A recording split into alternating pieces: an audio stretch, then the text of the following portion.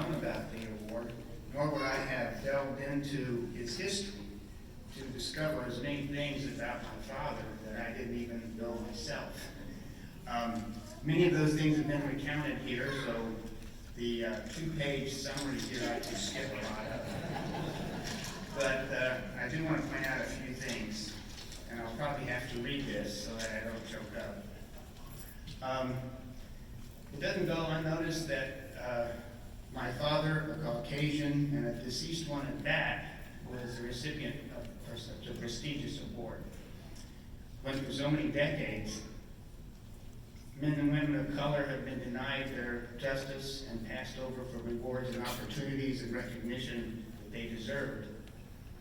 So it seems that this award in particular should be bestowed upon someone of color currently embodying the work of Dr. King. But perhaps now that my father's life is over and his work done, that we can see the full measure of his contributions. Perhaps the committee chose my father because he was white and because he waded against the tide during the Jim Crow laws and the race riots of the 1950s and 60s. And he did that at the expense of his own career and comforts. Do you remember being taught, don't talk to strangers? Well, that's a lesson that my father never learned. When I was a kid, I was frequently embarrassed when in a line at a grocery checkout or a movie theater or any group of people, and I would stare at my shoes or look off in space or anything to avoid eye contact because I didn't know these people. They weren't like me. But Dad, he would strike up this bright conversation with total strangers, and before long, he would learn that they had friends in common, or they were from a familiar place, or maybe even had relatives from his hometown. So, instead of being embarrassed, I learned to be proud of my father's ability to be at home and communicate with people wherever he was. He was also eternally optimistic, and an example I can't not share with you is when we first moved to Carbondale in 1969, a serious water leak erupted in the backyard of our rented home. So Dad was convinced that he had discovered a new spring. And it wasn't until the water company called to ask if we'd installed a swimming pool that he reluctantly accepted the fact. He saw the best in people and in situations, and he always worked to improve the course of events and work to a better future. As was mentioned before, my parents saw God's image in everyone, and they served whomever was in need.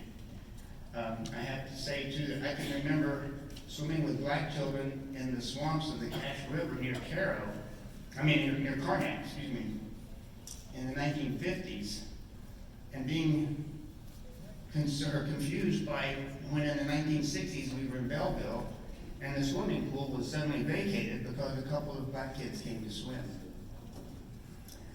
I was also not understanding when we were on a vacation in the South and stopped at a gas station by the sign that said men, women, and colored. I remember being what felt like being a minority when we were one of the few white faces in a crowd demonstrating against injustices or mourning the assassination of Dr. King.